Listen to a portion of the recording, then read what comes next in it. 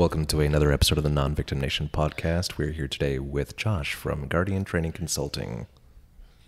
Thank you for having me. Of course, absolutely. Thanks for being here. That was my cue. Yeah. Eye contact. Yeah. So tell us about what you do. So Guardian Training Consulting is a multifaceted company that offers training consulting, obviously solutions to issues and problems affecting our communities. It's mostly directed to preparedness, and that preparedness is directly correlated to whether it's concealed carry, firearms. The biggest hurdle is we're not just the firearms people, right? We're not the gun people. Sure. We have a full medical division, stop the bleed program, first aid, CPR, where Narcan, that's a huge naloxone or opioid overdose, rectification, I guess that's the best way of explaining it. But also active shooter response, and from unarmed as well as armed response. We're getting, all of our curriculum now is AZ Post approved. So now we can go out and teach LE agencies and offer that continuing education to those, and that value added to law enforcement.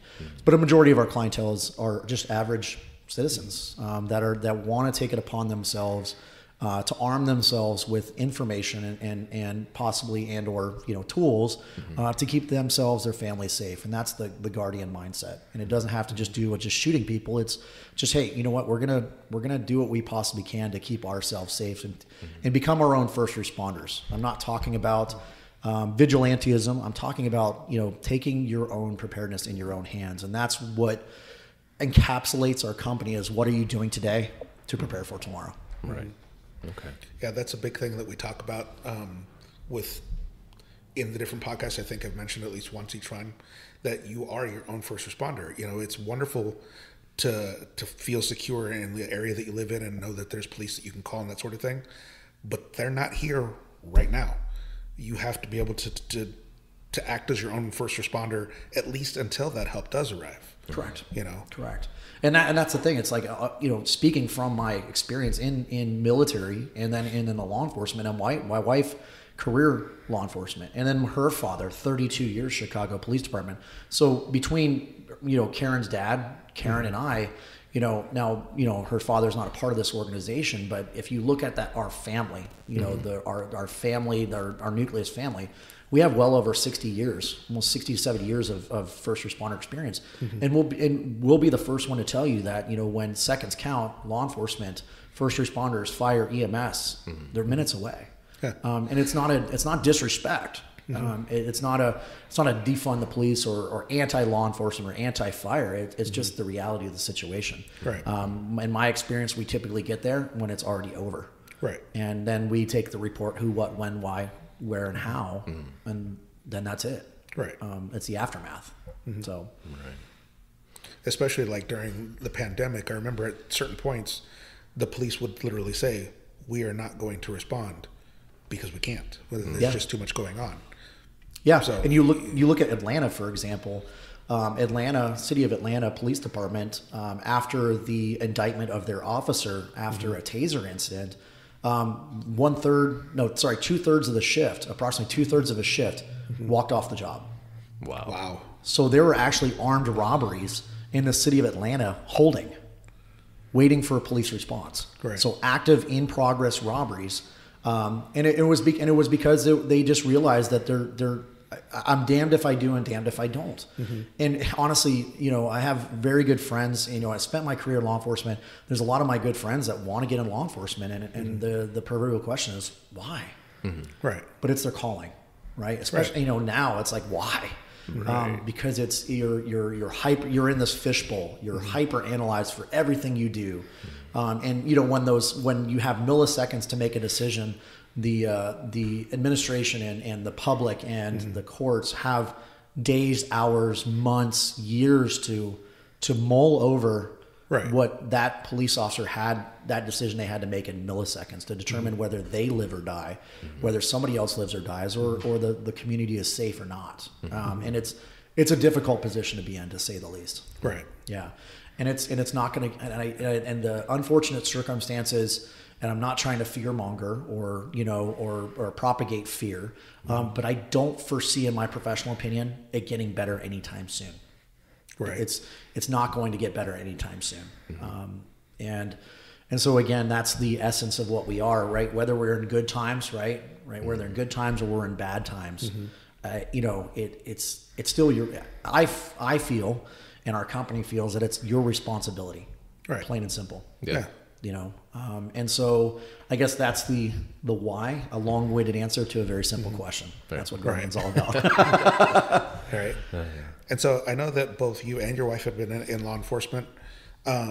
Was there a particular impetus or something that kind of, you talked about this briefly about just the experiences that you had, and you felt like you were probably more dedicated to the idea of what the company should be versus what the actual law enforcement was saying that they're willing to do. Was there some specific thing that kind of moved you to the point of saying that we need to take this on ourselves? Yeah, I guess that's a good question, actually. So I think the biggest thing is just through my career, and through my wife's career. I met my wife, about 7 years ago. And we got married a couple years ago. And so we met, kind of, my wife already was retired.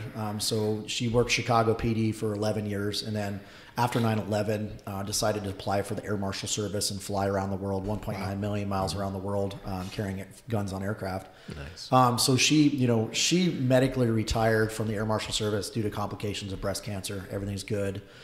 So she retired and moved out to Arizona, and that's when I met her teaching at a local gun range. And so I was teaching concealed carry classes, firearms classes, all of the rigmarole. And so we met working for that local gun range teaching. And so I met Karen at the end, preferably end of her career. And when we met, I was, at the time I was probably, I was about 13, 14 years into my military law enforcement career, not knowing that it was really the tail end of my career because of the decision that I made to walk away from government service and about 2.5, almost 3 years ago, to be a full-time entrepreneur and to do that. But when we stepped away from the range, working at the range, and started Guardian about 5 years ago, I was still a police officer. It was kind of like the proverbial side gig, as we call it. And so I did that, and what I realized is the stuff that I saw in my career, and responding to victims, it was problematic because it's like a majority of what those victims went through could have been prevented, right? By simple awareness, or locking your doors, rolling your windows up of your car, and it's a majority of those crimes were opportunistic in nature. And now there's certain crimes that I've investigated that no matter what the proverbial victim that we put on the sheet, right? And I love your whole mindset of the not a victim, right? Right. But we have to put a victim on a police report, right? The victim on the police reports, right? There were some that it didn't matter what they did, they couldn't have prevented it. But a majority of what those crimes were opportunistic in nature and could have been prevented by simple, cost-effective measures. And so then it became in my personal opinion, because what your question is very personal. It's not a professionality thing. It's a very personal thing that I guess was the impetus, the catalyst, whatever you wish to call it, to make the jump to entrepreneurship. It was seeing all that and knowing that I have the solutions. Now I'm not the magic bullet, not that. But I have all the solutions, but I can't do it in my current capacity as a police officer. Right. Obviously, and then when I was working as a police officer and with Guardian, there was that conflict of interest. I couldn't go to a scene and just hand my business card, and then there's a conflict of interest there. Obviously. And then I just realized I loved empowering people. It's nice to be waved at with all 5 fingers by your clients instead of 1 finger by your other client, the 1-fingered salute. And that was the impetus was I started seeing the quantifiable results of our training and the way we reach people, because my wife, and me, it's one of those things that we're a husband and wife combo. You see these in the training world where you have a husband and wife combo, but rarely do you see a husband and wife combo that that have been there, done that, and proverbially got the T-shirt. Right. And my wife can stand up as her own instructor and in front of a ladies class or a women's class or even a men's class. But she can stand up on her own absent me. Right. And I can stand up on my own absent her. And all of her stories and all of my stories don't involve each one of us. So it's like you sometimes you see like the husband being the officer and the gal being the stay-at-home mom, or the man being the account executive, and the wife was a police officer. And so a lot of the stories you see from that spouse is the other person's stories. Right. It's not direct hands-on knowledge. So when my wife teaches a women's class and talks about, hey, this is what it's going to be like if you point a firearm at somebody. That's not something she read about. Right. Not something she heard about, not something she listened on a podcast or a YouTube video. That's something she did directly. Yeah, like I was there. I did this. Right, and not the Brian Williams. I was there. She was actually there. She was actually there. Right. And so that's the thing. And then we realized our strengths and our weaknesses. Right. It's not good or bad. It's just like Karen can walk into a women's class and talk about the self-defense options for a woman, or concealed carry for women. I'm sorry. I'm like, it's just the way it is. Right. Like, who's the bearded dude walking into this class? What do you know about that? But like, I have women that ask me about, hey, how do I conceal carry a firearm? I'm like, why are you asking me? Yeah. The secret weapon, not secret, but the actual weapon is Karen, because name a better agency, right? An organization like the Air Marshal Service that conceals firearms. Yeah. Right? Yep. Maybe besides prisoners. That's about it. Right? But you look at like a law enforcement agency, there's no better agency to learn from on how to conceal carry firearms, because they just can't have their gun found. Right. And so, and then she's a woman on top of that. So it's one of those, like, why ask me? And it's just, it's kind of, and then if Karen walks into, and you guys understand it better than anybody, the military and law enforcement is a very male-dominated organization. Right. Even today, right? Even today of 2023, it's still male-dominated. Karen can walk into a room full of knuckle-dragging Neanderthal SWAT dudes, right? And and inevitably, that's what happens is, all right, who's the chick? Right? It's a reality, right? It's just a reality. But if I walk in and explain, hey, this is why we're here, these are the performance objectives of the course, and this is my wife and this is her background, it sets the tone quicker.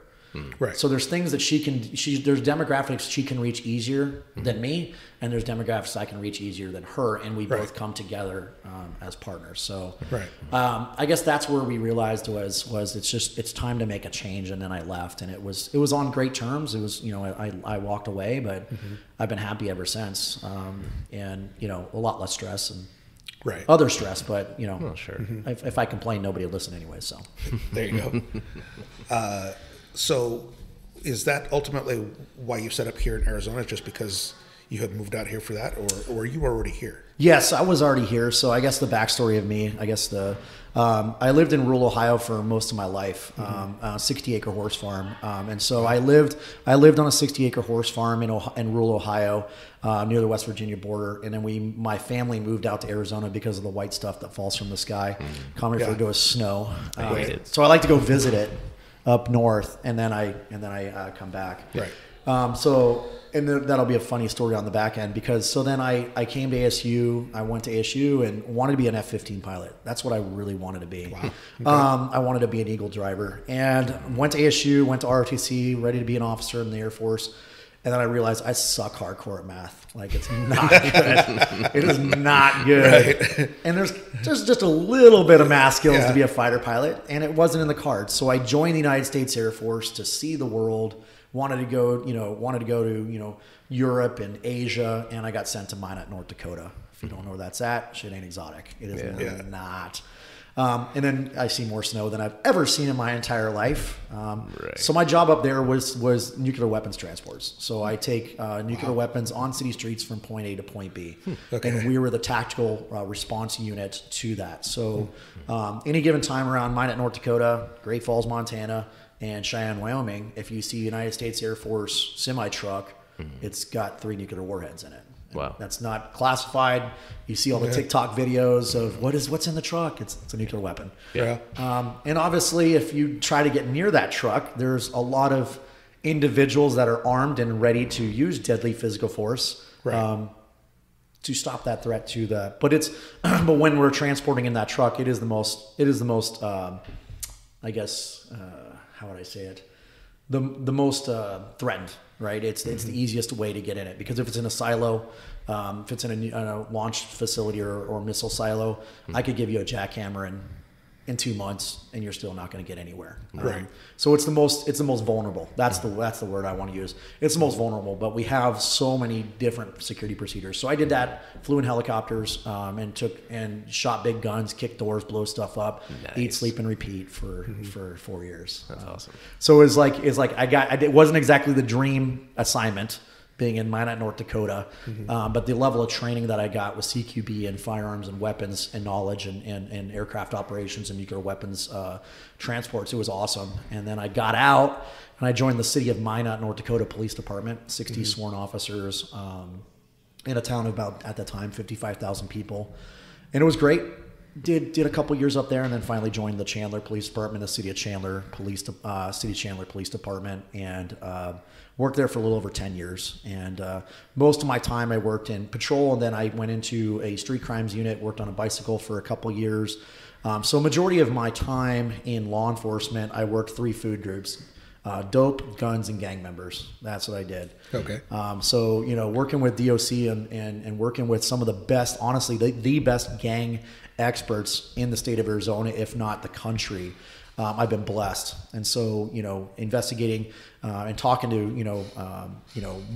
Hells Angels, Mongols, Bloods, Crips, Mexican Mafia, both California and Arizona Mexican Mafia, Border Brothers and Peckerwoods and all the, the knuckleheads, that's what I'll call them. Right. And did that, and then just did dope, and then did guns. I didn't do like long-term financial crime investigations or that. It was a lot of street work, and I absolutely loved it. And so that's kind of how I came to Arizona, and then stayed in Arizona. And then my wife moved after, so she was in Chicago at the time after the Air Marshal Service. And she said, why am I living in Chicago on purpose when I can live anywhere in the country? Right. So moved to Arizona. That's a good question. Right. Yeah. And so she moved out to Arizona, and then she met my dumb butt, and we fell in love over a Glock 17 Gen 5 that she shot better than me with. So nice. So yeah, that's awesome. That's the story, and I'm sticking to it. So there you go. So not to get too far off topic, but it's like living here, like we've been here now for 8 years. We moved down here from Washington State. Okay. I had lived there since I was 2 years old. Yeah. And every year I hated the weather just a little bit more. Yeah. And so it got to a point where I couldn't stand anymore, and I wanted to go to the place where it had the least rain possible. And so we moved here. Yeah. Right. And I got to tell you, that is easily one of the best decisions I've ever made in my entire life. Yep. Right. The other day I woke up and I'm watching things on social media and on the news about all of these horrific things that are happening across the country, like all these people that are getting trapped in their vehicles and dying, and all these other things because of the storms and the cold. And I'm looking outside, and it's a beautiful sunny day. Oh, yeah. I mean, right now, look at this. Yeah. Look at those skies. And so it's not to take away from those other places. I know that there's reasons people want to live in places like that throughout different parts of the year and whatnot, but I can't tell you enough how much I love Arizona. You're right. I really can't. And you're a very large demographic. Like, for example, we're in Fountain Hills right now at the Fountain Hills Chamber, and a large part of the demographics here are people from that. Yeah. And your story is exactly the way of Karen's, exactly the way of my parents. That I just get you don't hit a complete breaking point, but it's like it just chips away at you. Yeah. I've got to get ready for winter. I got to do this. I got to do that. And it just chips away at you and then you get taxed out of, the taxation or your rights, right? You look at Chicago, like there's no gun rights there. Right. Guns are there's 2 types of people that carry guns: cops and bad guys, not the middle people. Right. Or if you do it illegally. I mean, and then you look at Washington State, their gun laws are only getting worse. True. They're only getting worse, and their erosion of their rights, and so it's kind of one of those things. It's like it's either taxation or crime or weather or gun right or rights in that matter, and people just hit a breaking point. You're just like, why am I? Yeah. Why? And then I have lost sight of like the paradise that I live in sometimes, and then finally I have to get a wake up call and go like, it's really not that bad. Right. Like we got it pretty They really damn do. good. And but you're right. Like whether it's Washington or California or Chicago, there's a lot of people coming to the state realizing that this is paradise, and the opportunities that you have out here are just exponential compared to other ways. Absolutely. Just don't bring your politics. Exactly. That's all I'll say. And that's all I'm going to say about politics. I don't like to get political, but just if you're escaping other politics to come here, just leave them back at home. That's all I ask. You left that for a reason. Correct. Exactly. Just bring it with you. Right. You know what the definition of insanity is. Yes, exactly. So I love that. I love that origin story that you have. Is it's a large growing demographic, and that's a large part of our clientele. Is people that have moved away from those situations. I guess that's a lack of a better term, and they come and they realize like, wait, I can own a firearm. Like, and and a majority of our clientele right now, like we do when it comes to actual firearms training, it's one-on-one or small groups. We don't do like classes. I don't do 25-person classes. I don't do that anymore. The best way of explaining our firearms training when we're handling real firearms is like we're the personal trainers of the world of that world. Right. Now, I do concealed carry classes. I do stop the bleed classes. I do a couple other classes, but they typically don't involve handling real firearms. So it's more didactic lecture or kind of that, or very small groups. But a lot of our clientele is we go to the range that we utilize. C2 Tactical, we meet like in a similar circumstance. We're sitting across the table, and I say, "What brings you to Guardian?" And they slide the gun case across the table. I open it up. The gun's still wrapped in plastic, and the receipt's on top. Nice. Right? Yeah. And I had a fellow law enforcement firearms instructor say like, "You're crazy." I'm like, "What do you mean?" He's like, "Well, all these crazies are buying guns." I'm like, "You better be careful how you qualify people." I said. Right. Because the people that buy guns and don't get training, they're, in my professional opinion, a liability. Right. They're a liability. I'm all about Second Amendment rights. I am as pro Second Amendment as you get. But carrying a firearm and potentially using it, or in your home, with the purpose of potentially using it on a threat, right? That's threatening your family or you, right? It's still a human. Right. No matter how big or bad or how many face tattoos they have, you're still taking you can potentially take another human's life. Right. No matter how many gang tattoos they have, they're still under the law. Right. Another human being. And there are consequences to that if you step outside of the confines. Right. And if you don't know the confines, then what are you operating under? Well, not only that, but like being in law enforcement, one of the first things that teach you when you're getting into the firearms portion of it is that you are responsible for every bullet that leaves that gun until it stops moving. Correct. Okay? Whether you're hitting the bad guy or an innocent civilian, those are two very real possibilities. Yeah. You have to be aware of it. Correct. Criminally and civilly. Yeah. Right? Criminally and civilly liable. Like, it's a huge, I don't even want to say burden, but responsibility. Like that if you don't take the training, I've seen people that don't take it seriously, and I'm like, I'll just shoot them in the face. I'm like, you really think it's going to be that Just easy? that It's really not that Point and simple. shoot. And I think from a law enforcement perspective, that, or the military perspective that we all possess, right? That experience that everybody in this room that's talking possesses is it's not that easy. Right. And usually the biggest talker, the one that's loudest in the room that's saying that, is the one that when the proverbial crap hits the fan, they're the one crapping their pants. Yeah, the one that has no experience. Correct. Yeah. Right? And instead of the guy that goes, the guy or the gal that goes, you know what, this is a huge responsibility. I need to make sure that I'm prepared for this mentally, physically, right? Legally, financially, that I can train those people. Yeah. Right. And I use the Roman Stoic Epictetus the best in saying it's impossible for a man to learn what he thinks he already knows. Right. Right. And the problem with our society, and I'm going to get on my soapbox for a minute because you're giving me the platform. Absolutely. I think the biggest problem with our society right now is we have more information at our fingertips than ever before. True. with the advent of the phone and the internet and all these other things and Facebook and social media. But we can agree it's not all it's a big F word, factual. Right. It's not all good information. It may be truth, right? But we can agree that the three individuals in this room right now, your truth, and my truth, right? They're all different. Right. And it's based, and it doesn't mean that you lack integrity or you lack integrity. It's based on perceptions, life experience. What optics are you looking at? Right. Right. Because most of that stuff is multifaceted. If you're looking for truth, Well, even but facts is undeniable. Yeah, even to the extent of like you were in law enforcement, you were out there on the road, whereas Hunter and I worked in corrections. We're on the opposite side of that, so we're dealing with the same type of people, but from two completely different angles. 100%. So our perspective of what they're like and how to deal with them on an individual basis or on a group basis, whatever, it's a lot different. I mean, there's just absolutely. You know, motivating factors are different, right? You know, what are you gonna do? Send him to prison more? Like, I mean, the guy's got a life sentence, right? What are you gonna do? Give him another life sentence? I mean, there's different motivating factors on the street cop, right, versus the DOC, right? And I was blessed to have some of the best gang experts take me into your world, and I'm like, holy buckets, like I don't know how you do this. And then I've had DOC guys like, I don't know how you do what you do. right? Because we know That's how I feel. It's like I can't even imagine. right?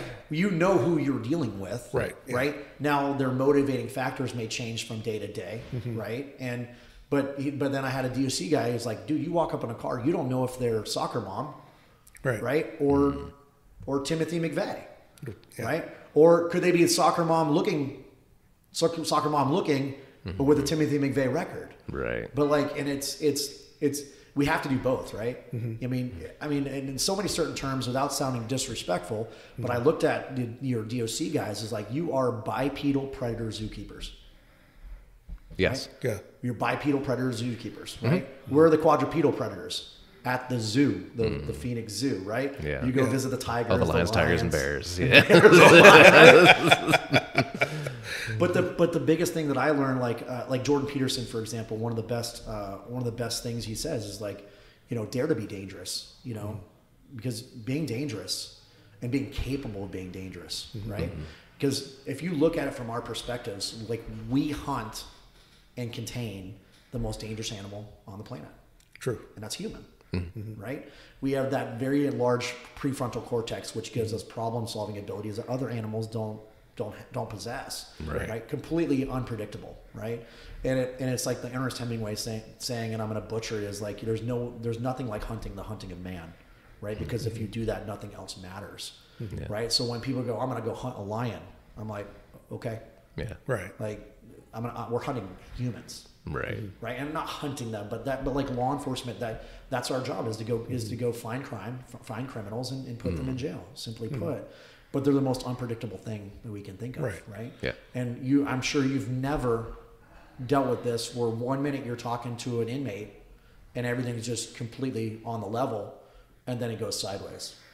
Not yet. Not typically that quickly, no. But it can happen, right? Yeah. It can happen that quick, right? There's usually cautionary tales, telltales. But you all of us, or I'm sure this has never happened. You're talking to the guy, and then that one DOC worker that can ass up their grandmother, right? Simply by their mouth, right, or their presence, right? They show up, and you're like, it's going to be a fight. Yep. Yeah, we know where this is going. Right? And that's the game is, and so like I guess with Guardian is taking those experiences so that you know, and a lot of the experiences are stuff that at times that I've just failed. Like I've ran into situations that I didn't need to run into and got hurt, or I was legally, morally, and ethically allowed to be there, but I made a poor tactics decision, right? Because that's what we teach is tactics. Right. But the problem with that word, right, when we think tactical, right, the military world, right, when you say tactical, image-wise, what do you think of? Hunter, what do you think of? Full kit, vest, mags, rifle, boots, helmet, operator. Right. We think operator, right? Yeah. We think multicam, scary black rifles, lasers, right? But I like to use my definition, and I loved how you define things, and we talked about that before we kind of started. Was was people lose sight of what words really mean, right? And the way I like to say the definition I like to use for tactics is simply the decisions that you make that determine wins or losses. Right. That's it, right? There's business tactics. There's marital tactics. If Karen walks to that room, through that door with a brand new dress on and says, does this dress make me look fat? Is there a right answer to that question? She'll say no, but some people would, like Admiral Akbar would come in and say, that's a trap. That's a trap. Right? Yeah. Trap, right? Yeah. And I think like it could even come down to as minute a decision as right now. You chose the seat facing the door. Yeah, right. I don't know why I did that. I mean, it's to that maybe that subconscious world. I don't know. It's probably just like a habit at this point, but probably. Yeah. So conditioned response. All of the things that we just kind of covered there in a roundabout way come back to the same idea of you're creating somebody who is better prepared to deal with whatever eventuality is going on, right? Yeah. But a big part of that is their situational awareness and how they present themselves. Sure. Okay. So the example that you gave in DOC, you have officers of different types, and the inmates are the smartest people on the planet. Okay. They really are. Absolutely. Okay. They know more about body language and communication than probably anybody else that you'll meet. 100%. Okay. They can look at an officer and tell you that guy is somebody you do not want to fuck around with. Okay. Okay. So we're good at say these words. Oh, absolutely. Okay. We didn't specify that. So the first F-bomb comes out and we're good. Yeah, it's like, You're speaking my love language right now. There you go. So, they intuitively know. Okay. I've read and seen a lot of different reports that talk about from criminals when they're choosing their victims. That's a lot of it. They're looking for somebody who doesn't have situational awareness, who looks like they're not capable of defending themselves. So they look like a victim. They present themselves that way. Okay. And they pay attention to everything you do. Yeah. Right? And so with the training and things that you're doing, you're not only training them to like be proficient in what they're doing, you're giving them that self-awareness, you're giving them that presence. Same thing with like a martial artist. Somebody who's like a black belt in jiu-jitsu carries themselves a certain way, right? As you're walking down the street, you're not going to look at that guy and say, I can kick his ass. You might, but chances are you're wrong. Well, and if they have a cauliflower ear, we call that a clue. Yeah. We call that a clue. Yeah. But you can just look at somebody who's in prime shape and say, that guy probably knows how to handle himself, exactly. Right? Versus somebody who's, 300 plus pounds, and looked like he couldn't fight his way out of a paper bag. Correct. Just... You're right. Like, and I guess, I'm going to dog my community, my industry for a while, for a minute, is I see a lot of training organizations focus on the hardware, right? What optic you're going to put on your gun, what trigger you're going to put in your gun, and all this stuff. And where I really nerd out is what we're talking about right now. And I hope that you can see like my Star Wars Trekkie kind of mindset coming out is the software. Right. The software of like you're talking about software, right? And that had nothing to do with what gun you're carrying, or what weapon you're carrying, or whatever the case may be, what you're dressed like. It's all about the image that you present, and that's from the internal side of the game, and that's software. The problem with that is, and we understand that is, it's not Instagram sexy. No, like it's not. gear is Instagram sexy, right? And the hashtags and the what optic you're running, and like for example, I'm going to SHOT Show next week. A lot of people believe that that's all about product. What a majority of what I do at SHOT Show is talking to people like yourselves, networking, right? Creating relationships, and then maybe looking at the new product. But a lot of it is like this. Hey, check out this new AR. I'm like, does it shoot 223 or 556? Does magazine fed direct impingement? It's like, well, yeah, but it's gray. I'm like, okay. Like this. Right. Oh, okay. Yeah. So what, you're charging an extra $150 because it's Cerakoted gray. Odie green. Like Odie green. Or flat dark earth. Like you mean tan. Okay. Watch a lot of like YouTube videos of people that do all kinds of things throughout the spectrum of like firearms, and one in particular is Garand Thumb. Yep. And at the very end, I love this. My favorite part. At the very end of it, he says, this is cool, but it doesn't matter if you don't have any training. Exactly. You're still going to get your ass kicked, or you're going to die. And Mike, I met Mike, and a very, very masterful shooter. He's been there, done that, and got the T-shirt. And he's absolutely right. He cannot shoot that fast and that accurate, and articulate things so well without training. Right. Whether it's public speaking or or just failing at YouTube videos, or going on the range and actually doing deliberate practice, being deliberate with your practice, because we've heard practice makes perfect. It's bullshit. If you practice improperly, then it's completely antithetical to what we're teaching, right? And so we see a lot of people on the range, and it's no disrespect to that, but they shoot 200 rounds at a paper target inside of a half of a telephone booth, well lit, well rested, right? Nobody's shooting back at them or trying to kill them. And they hit the paper somewhere, and they go, I'm a gunfighter. I'm like, nothing can be further from the truth. And you're lying to yourself. And it's they don't know what they don't know. Right. And that's okay. Right. Ignorance is, we construe the word ignorant as in going back to definitions, like we construe in our especially in our American way, ignorance is something negative in nature. It has a negative connotation, but really ignorance is just a lack of knowledge. Right. There's no, if you look at it from that perspective, the definition, it's neither good nor bad.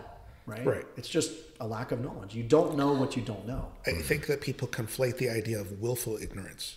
When people, purposely have their blinders on and they're refusing to like see or understand something because it just doesn't match for them.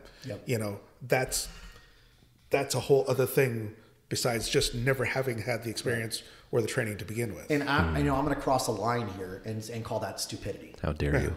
Right? How dare you? I'm sorry. Like if you know what you know is right, and there's something then that's stupidity. Right. And it's unfortunate, but I don't mean to be sound disrespectful, but at the end of the day, it's just the way it is. Well, if you know the fucking stove is hot and you touch it anyway, you're stupid. You can't be mad at the stove. You're stupid, right? You're not mentally incompetent, right? You don't have a mental disorder or a cognitive processing disorder or anything on board like that. You just are willfully ignorant, which is, in my professional opinion, is stupidity from a human learning performance. You know it's hot, you know it's going to burn you, and yet you still touch it. Right. What can I do with that? And at that point, you have no right to claim victimhood. Correct. Because accountability. That's another thing. It's like people. Well, easy with that word over there. Ooh, I was waiting for that to come out. That's scary, bro. But you nail it. You nail it, right? You cannot be held accountable as a victim if that's something that you do, right? And at the end of the day, you mentioned, you asked me why I love doing what I do is. Now I can say what I want, when I want, how I want, because my HR department's my wife. There you go. She's also my internal affairs department. She's, and so we can have very frank discussions about solutions to problems, such as like an active shooter response, right? And so I was in a meeting once with a myriad of different community members.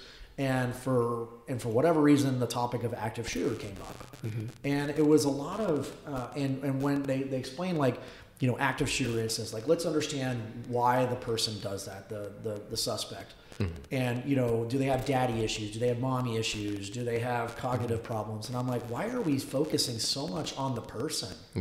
Right, because let's be real, like if all three of us commit a crime, we all have different motivating factors, and we can't control that.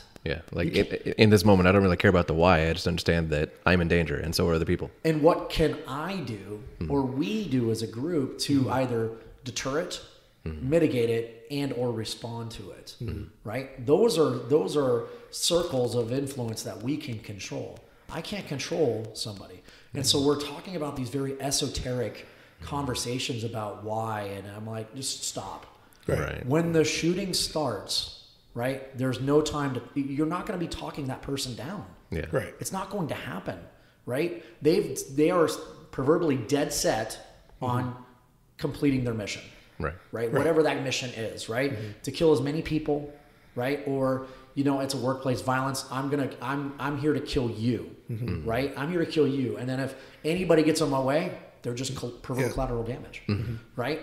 And for whatever reason, whatever their mission is, right? They're there to complete their mission, and they're not afraid of dying, and they're not afraid of being caught now, right? The only concern that they have is being interceded or intercepted prior to them affecting their mission.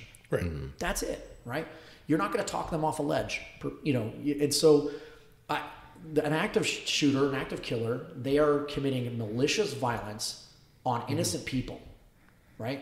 Right. And the only thing that's going to stop that in that moment is reciprocal, righteous violence. Right. And when people go, "Oh, it doesn't look good," I'm like, "It shouldn't. It's called violence. Yeah. Right. It does not look. It does not look good." And guess what? A lot of times in these situations, there's no good outcome. True. There's a choice between a bad outcome and a worse outcome. Right. Right? A bad outcome is a handful of people dying from this, and they, like, for example, the White Settlement, Texas church shooting that was live streamed, right? 2 people died in 6 seconds, right? That's a bad outcome. But then when Jack Wilson shot from 50 feet away, or the Greenwood mall shooting with Eli Dickinson, where he shot that suspect over 40 yards away, 2 people perished and 1 was injured by a suspect, but he neutralized the suspect. Right. Yeah. That's a bad outcome. But what's the worst outcome? That person would have just continued shooting and killing people. Right? I mean, that's the How reality. many more people? Right? And when people go, "Well, wait, quantification of victims, you mean you're talking about bodies and these are people?" And I'm like, I get that. I'm very well aware that these people have families and everything like that, but we have to stand against this. Right. Right? We secure some of the most secure things that we are in the military, right? How do we secure our most valuable resources? Gates, locks, Yeah. Right. Really thick walls. thick walls, right? Razor wire. And then that's the physical security, right? That's the physical security nature. But then there's the personnel security. Right. The armed security. The armed security, right? I mean, again, like it's a reality of the situation. And people are like, "I don't really like that." I'm like, you don't have to. Right. But that's a solution. It right? works, yeah. Are you going to get anywhere near Air Force One? No, God's no. No, right? You're not gonna have the ability to run up to that aircraft and put your hand on the front wheel of that aircraft. Right. You're going to have a lot of people with a lot of guns pointed at you that are willing to use it to protect one of our most valuable resources, right? Whether that's the plane or the man in the aircraft. It's just a reality of the situation, Right. And it's a tough reality. That's one of those things that always bother me. Like, people complain about, well, we shouldn't need this or we shouldn't need that. It's like, that's true, but there are so many things that we have in place now that didn't used to exist. When you walk into a bank and there's, bulletproof glass there, that didn't used to exist Correct. because it wasn't necessary. Now it is, and it's just the way it is. We shouldn't need that, You but know? guess what? We do. Yeah, you're right. I mean, like I wish it wasn't like that, and I hope that we could get better. But honestly, wishing and hoping is not a course of action. Right. It's Hope just- is not a solution. It's not. And and it's just the reality of the situation we work in, that we live and work in, and really the problem with our society that I see is the loss of the sanctity of life. Right? With the advent of social media, there's things I'm sure you've dealt with it, that somebody would say over text Oh, yeah. or social media that they would otherwise not say to your face. Right. Right? I had a gentleman in a business meeting. I wouldn't say gentleman, a person, a human. I wouldn't say gentleman. Say something very disrespectful to me in a business meeting, and it was extremely disrespectful. And it came to the point where I stood up and I said, there's 2 types of people that talk shit. There's people that talk shit and measure their words because they've been smacked in the mouth. And there's people like you that talk shit and don't measure their words because they've been yet to be smacked in the mouth. Right? And it's the reality of the situation. There's no consequences of us, Right. of what we say anymore, Right. Well, we have thousands of which years then of, begets action. Right. Right. But we have thousands of years of evolution to deal with each other based on body language, the tone of voice, are just so many different factors. And social media doesn't destroy, it just removes all of that. Correct. Yeah, Because when you're layers. making those comments online, you're not looking the person in the eye. You're not looking to see how they're responding, Correct. And you're not in any threat whatsoever. Just We're like having you're a saying. moment right now, by the way. There's no threat that person is going to do anything because they can't. Correct. But stand within arm's reach of me and say what you just said. I dare you. Right? Things know? are going to change. Right. And that's where Jordan Peterson talks about you should be capable of it. And, and I'll go back to your evolutionary. Have we really evolved that much? I don't believe so, because the thing you're talking about, remember the DOC worker that they're surveilling that DOC worker, right? And you read those reports, because I have, right? Why did you assault that officer? Because I could, right? Because I could. Right? Because of the way they looked, the way they carried themselves. You look at the cheetah, for example, and I talk about this in my situational awareness class. The cheetah, right? It's an animal. It's a quadrupedal predator, right? You're dealing with bipedal predators, the humans, right?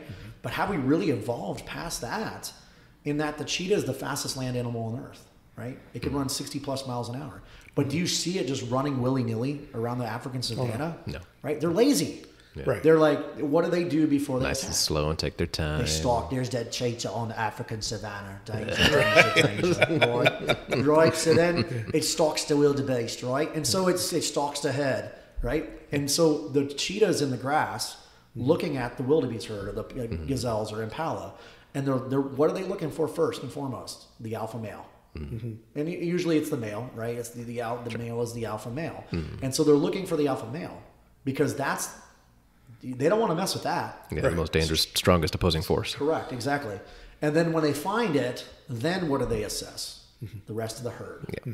And then what are they looking for? The one in the back, or the one that's outside of the herd, right? That's weak and it's limping, or it's overweight, or it's disease ridden, like you're talking about, right? And then they go after that. Why? Highest chance of success. Easy. Highest chance of success. Least amount of calories burned. Now they're not on Weight Watchers. But it's an instinct, right? It's going to take the least amount of energy to take that down. Highest level of success, least likelihood of being injured, right? And we're the only species that I know of, and I'm not a biologist, that protects the weak, right? Because if you look at it this perspective, let me drop a little bomb on you, and you can agree or disagree with me. Okay. Look at a lion pride, right? Who within the lion pride, because it's a very hierarchical organization. Who hunts? The females. The females, right? The lionesses. And what does the alpha male do most of the day? Sleeps, procreates, right? And eats. Right. That's all they do. They don't go out and hunt. The big alpha male with his beautiful regal mane, he sleeps most of the day. Right. And then he gets up from his afternoon 12-hour nap and then eats and then goes back to bed, right? They don't hunt. So the lionesses bring the kill into the pride. Who gets the first meat? Who gets the fill of meat? The alpha male. The alpha male gets their fill of meat, and then everybody gets leftovers. Right. So he gets first meat, and then who gets the first mate? The Alpha male. The alpha male gets to breed with whatever lioness and female lion that he wants. Why? Why do we do that? Why do we give that preferential treatment to the alpha male? Because we want them well fed, right? And we want to breed the strongest genes. Right. And that has nothing to do with a cognitive process like problem solving. Hey, let's get together and develop a committee. And, see this. It's innate, right? It's instinctual. So they get first meet and first mate. But what's the contract with the pride? That if the group of hyenas comes in with the pride, what is the expectation of the pride to the alpha male? It's going to step up. You got to stand and deliver, Right. right? No matter how bad the situation, you have to stand and deliver, right? That's the contract that the pride has with the alpha male. Because what happens if the alpha male tuck tails and runs? He leaves them at a deficit. Correct. Is he welcomed back into that pride? No. Hell no. Hell no. He's ostracized, right? Right. And then the other aspect, so that's the contract. And then the other aspect is if you have a younger male that then challenges the old bull, right? The old alpha male, right? And the younger male wins, what happens to the old lion? He's forced out. He's He forced gets out. the boot. Yeah. He can no longer live with the pride. You can't demote Right. the alpha male. Yeah. Because inevitably it's going to cause strife, right? Because then you get the old, because I'm sure you've never dealt that with the law enforcement world, the old salty guy that talks about stuff that happened 20 years ago. Right. You're like, cool story, bro. Back in my day. Back in my day, right? Cool story, bro. Write a book, right? Or start your own podcast, right? Yeah. So at the end of the day, that it doesn't work. So then they ostracize, they exile the old male, and then what is his lifespan typically? It's pretty short. Not very long. Short. Yeah. It's pretty short. And they kind of know, like, hey, My lifespan at this point on my own is pretty short because the hyenas Right. are going to attack you, Yeah. and you can't. And it doesn't matter. And it doesn't matter how big of a lion you are. You can't defend that many angles. Right. And you can't defend that, right? And that's going back to that guardian mindset, kind of tying it in is we're a guardian family. Right. We need to develop a community, and it's not like plate carriers and doing stupid stuff like that. We need to develop a community that wants to take care of one another. Look at the Route 91 festival shooting, the October 1st, 2017. We did a 4-hour debrief with the Las Vegas Metro Police Department. And then our the 65-page after action review is actually on our website under the resources. You can read it. The goods, the bads, and the uglies. And what stood out was not the on-duty response, because there were only a little over 50 police officers assigned to that detail. It wasn't the on-duty response that saved that many lives. It was people, just average folks. Right. That said, a community that was attacked, a community that came together to help one another. Because yes, 58 people that mattered died that night, and it is still to date the deadliest active shooter incident in United States history. Right. But there's well over 800 casualties in that scenario. Of all the people that died that night that mattered, there was only one that died of preventable death. Really? Yes, and that.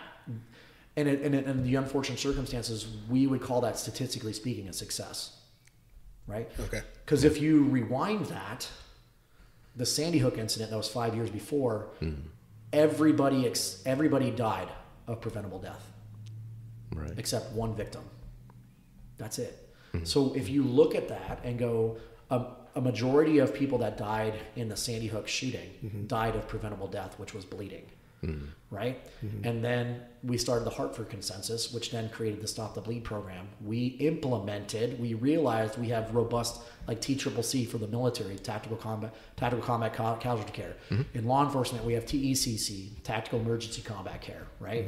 We have all these robust medical responses to mass casualty incidents, right? Care under fire, we talked about that, for military and law enforcement. But what do we have for our citizens? First aid?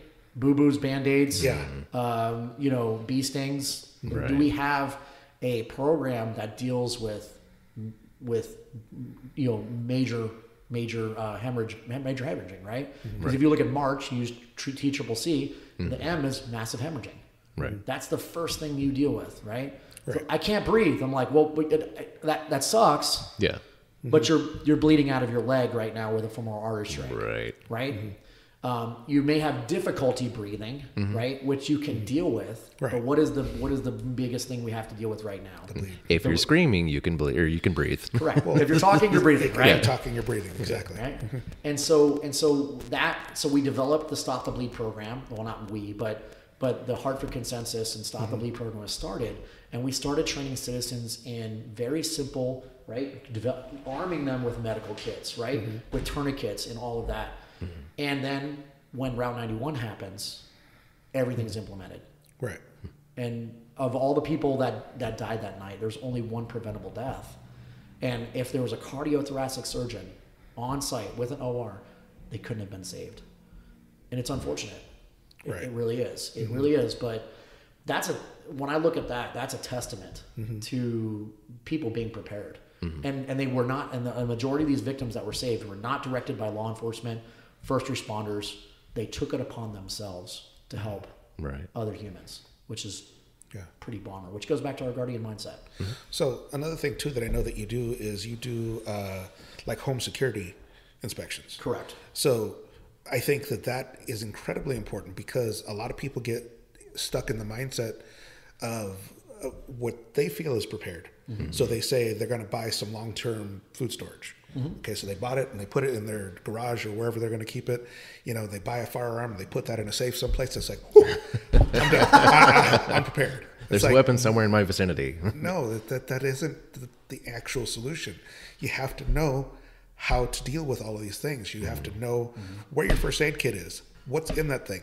Do you know actually how to use all of the stuff that's in there? Right. Could you apply a chest seal if you had to, or a tourniquet? Correct. Or an AED. If you have the firearm, under duress, can you get to that firearm and put it to use in an efficient manner that's not going to cause harm to the people you're actually trying to protect. Yeah, becoming a liability. You know, and then how do you fortify yourself and be prepared to make sure that somebody isn't just walking in your front door, you know, and kicking your ass? A lot of it too, I think. Sorry to interrupt. Send it. I was going to say that I know that for corrections, like one of the things they taught us and talked about is just kind of playing that sort of mental what if game in your head. Like, you know, what if this sort of situation occurs? You know, what if somebody comes through that door? Or what if an inmate is not where he's supposed to be and he's, you know, super aggressive and whatever. I don't know when this started for me, but I just have the habit of playing what if games kind of wherever I'm at, whether it's at home, at work, at the store. Just Well, and visualization is key. Right. Don't quote me. I think it was the University of Chicago did a study with basketball players. So these are basketball players that kind of already know how to play the game. But they wanted to see how human performance would improve, right? And so they wanted to do an assessment with two groups, Group A and Group B. And so Group A, they sent to the basketball court, such as like doing free throws, right? So it was an innocuous task like shooting free throws or 3-pointers, whatever the case may be. It was a task within the game of basketball. So we'll use free throws, for example. The first group spent 4 hours actually physically doing free throws. And then Group B was in a classroom, no distractions, and they were left to their own devices, whether they put their headphones on or whatever the case may be, and they were tasked to visualize how to shoot a free throw and how to improve. Then after 4 hours, which one did better? classroom. They did the same. Really? So they did the same. The performance was the same, right? So the improvement was from a perspective of quantifiable performance was the same, which tells us based on that quantifiable data that visualization can be just as powerful as long as you understand the actual physical task of doing it. Well, yeah. Right? You have to have the physical task of doing it. But once you have, because you were trained as a DOC officer, right? But you also possess what? The most important thing that you can't buy, experience, right? So you can't purchase experience. You can't train experience. You just have to experience, do it, right? Experience is what you get right after you need it. Correct, because you go from the academy, you go from the Crestridge Academy, you get your first day. Do you know anything really? No. You understand Bad guys in orange. Bad guys orange. Yeah. Good guys in tan. Right? Or hey, don't shoot this face, right? Don't tase this face, right? That's about all you know. So you're well trained, but you lack experience. Right. And then as the veteran DOC individual, you as a field training officer or whatever that OJT on the job trainer, you explain to the new guys like, listen, you're well trained, but you lack experience. Without saying FNG or boot or new guy, which is derogatory in nature, but you need to understand where your role is right now, and my job is to keep you safe, especially when I was a field training officer. Like that is the scariest job I ever did in law enforcement. Because you're sitting in the passenger seat and you have a kid that on his name tag it says serving since breakfast, right? His badge is shiny, his boots are shiny. Painful sight. Man, they look good. But they also look like a 12-year-old Make-A-Wish kid that wanted to be a cop for a day. Hot off the press. Yeah, right, hot off the press. You're like, how is that kid a cop, right? Yeah. And it's your job to train that person, right? And also see threats, see the forest. Because they're just looking right in front of their nose. Because it's task saturation, right? With the computers and the radios and where am I going? How do I approach this? What are the laws? What are the policies? How do I make sure I survive? And it's just so much static. It's overwhelming. It's overwhelming. Yeah. And field training officers, when I was training them, I was like, you guys have to realize what it was like your first day. Don't forget that. Right. But also don't let them slide. But also just understand that they're going to mess up a lot. Yeah. And they're going to move at a snail's pace. And going back to your point, right, is with the firearm in your home, where I have these people, they have the firearm in their home and they think they're prepared. Yeah. Like, let's be real. Like, the best Formula One driver ever to live is Lewis Hamilton. Hands down, right? Michael Schumacher, Lewis Hamilton. If you and all three of us go in on his car, right? We get his Formula One car and park it right out front. Does that make us a Formula One driver? No. We're car collectors. Yeah. Right. Right? We're car collectors. Right. If we go down to Firebird Raceway, or what is it now, whatever it was, whatever it is now, if we go down the raceway with his car, right, and he takes a Honda Accord on the course, who's going to win? Him. Because we'll be dead.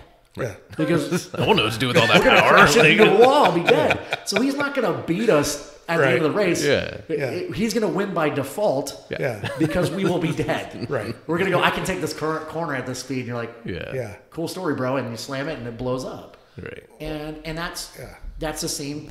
And I don't mean to make light of that, but that's the person that owns a firearm and has no clue how to use it. Right. You're a gun collector.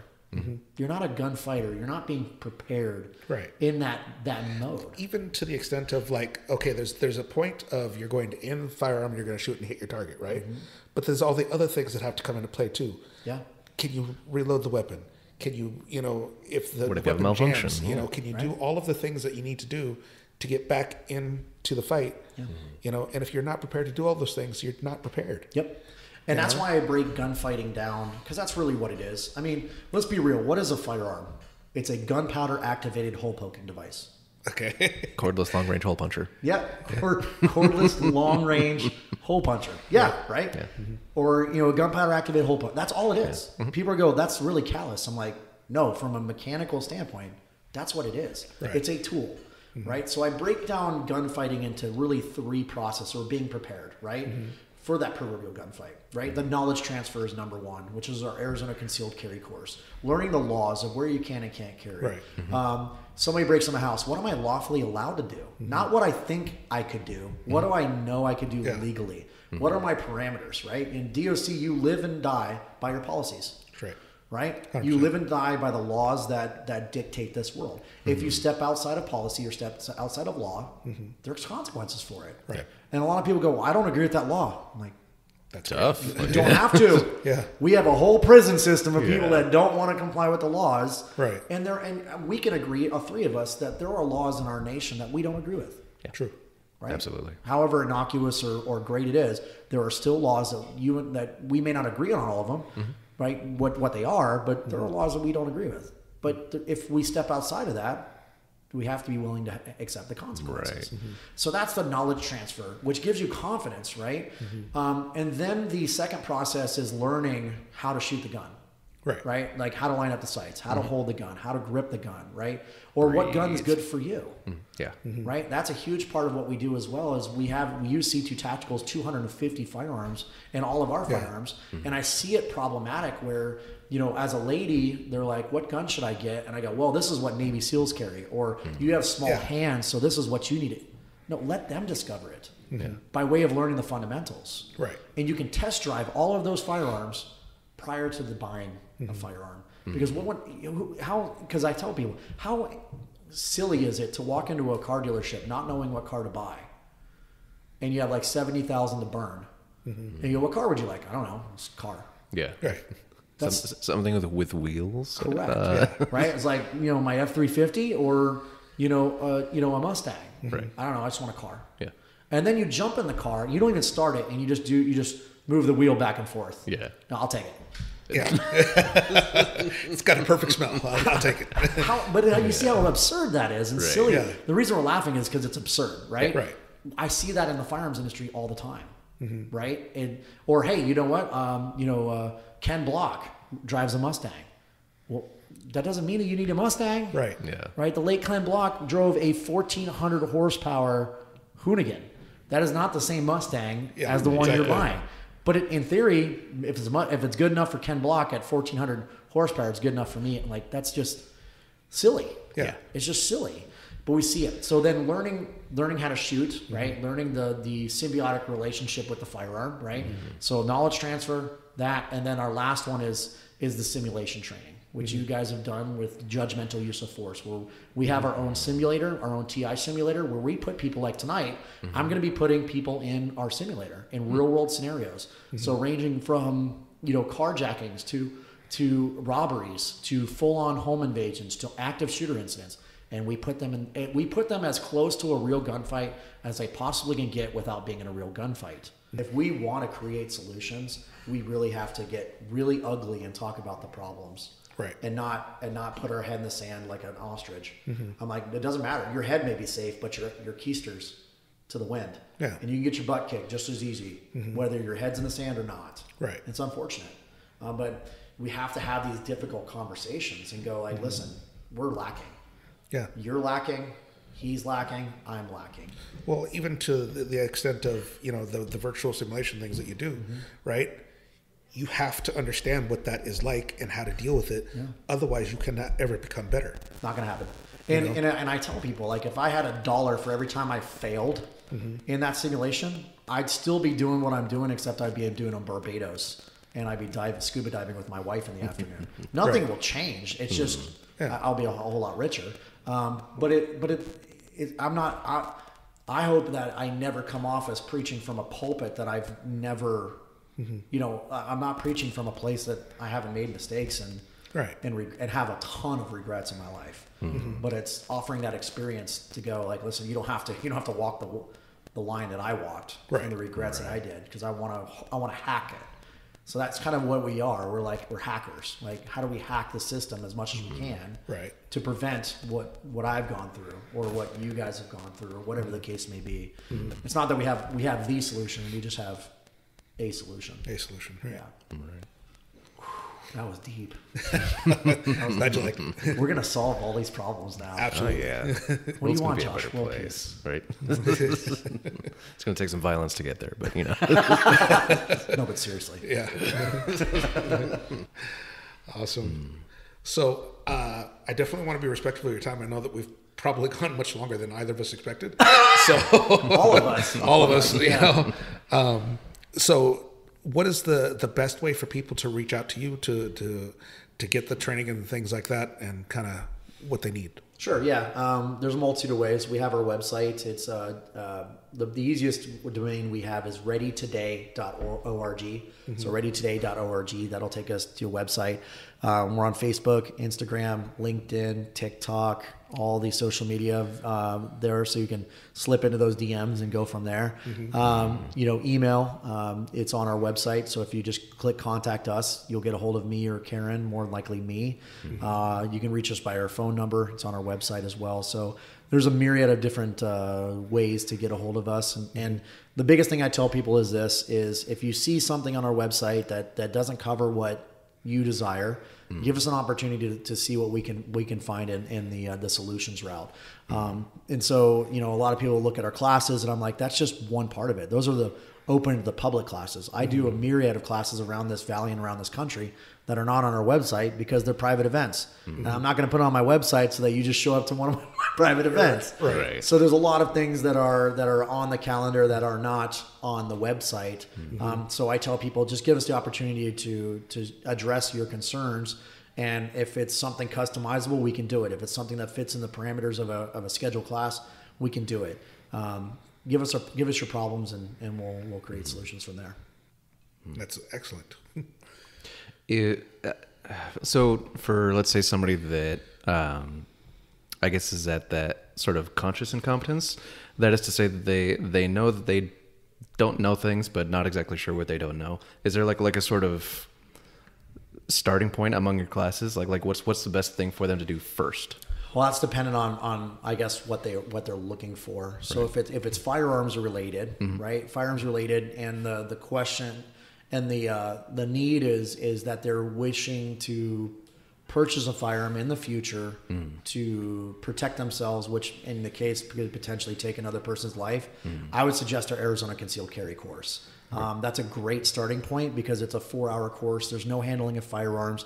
It's a law and legal seminar. That's the best way of explaining it. But it teaches you the laws and the responsibilities that you have. And just because you get your Arizona concealed carry permit doesn't mean that you have to carry a gun. Right. So it doesn't mean you shall carry a gun. And then I get a lot of the guys who are like, well, in the state of Arizona, we're constitutional carry. So why should I take your Arizona concealed carry class? I'm like, why should I take it? I'm like, well, first of all, God forbid you learn something. Right. Yeah. There's a shot, right? and at the end of the day, so that's one of the most myth-busting courses that we have that doesn't involve the scary thing of handling firearms. So it gives them an idea of what they're getting themselves into without scaring them. Right. right? The whole class, the whole point, the point of the Arizona concealed carry class is to keep your butt out of jail and to empower you to make the right decisions. Right. And then we can set up private lessons to handle firearms. And part of our private firearms training is you don't have to show up with a gun. It's all included. So the only thing that's not included in our hourly rate is ammunition. So they can either purchase it on their own, or the range that we utilize, C2 Tactical, they have ammunition for purchase. But all firearms, all eye and ear protection, literally they don't have to show up with anything.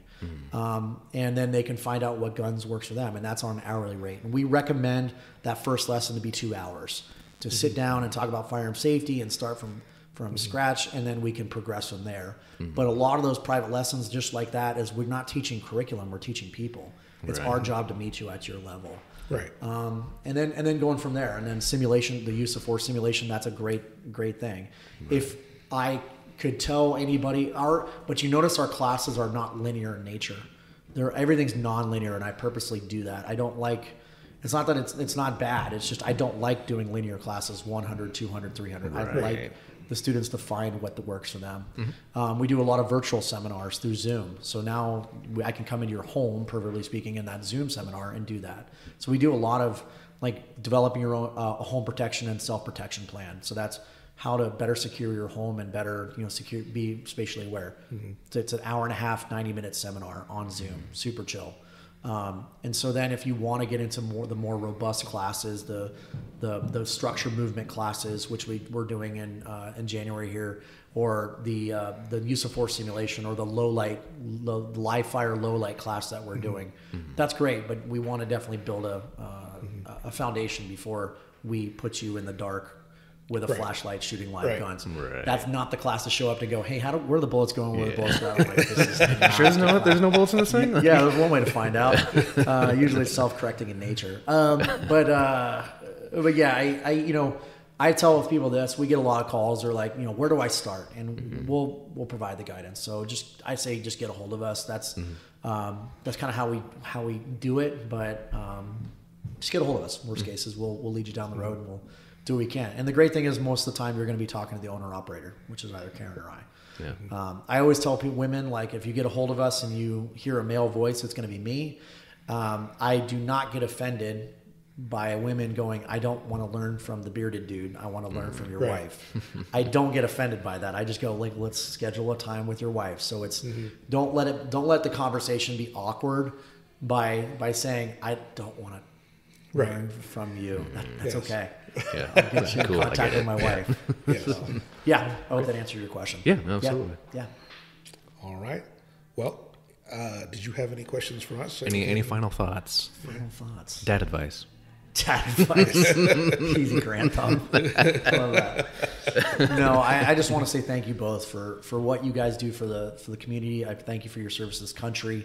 And I thank you for this opportunity, and I apologize for being long-winded, but I hope in that process it shows what I love this. I love what I do, and I'm blessed to be doing what I love to do, and making a living out of it. So if there's anything I can do for you or Guardian can do for you, just give us a holler. We're in this. We're all in this together. Absolutely. But I appreciate the opportunity. I appreciate you sharpening my iron, right? Iron sharpens iron. And I think the reason why we went so long is because it's just three dudes playing other dudes disguised as another dude. Right. So I appreciate it, guys. So thanks for the opportunity. Thank you.